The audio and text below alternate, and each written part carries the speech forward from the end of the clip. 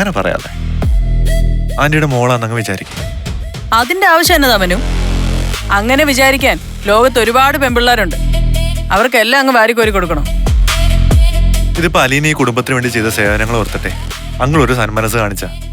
എന്ത് സേവനം ചെയ്തു അവള്? സേവനം ചെയ്ത കുഞ്ഞുമൊക്കെ കൊടുത്തോ? ഇല്ല. അതിനു മുമ്പ് നിന്ന് ലീലയ്ക്ക് കൊടുത്തോ? ഇല്ല. അതിനു മുമ്പ് ജോലിക്ക് ഇന്ന് ജാനമിക്ക് കൊടുത്തോ? കൊടുത്തില്ല.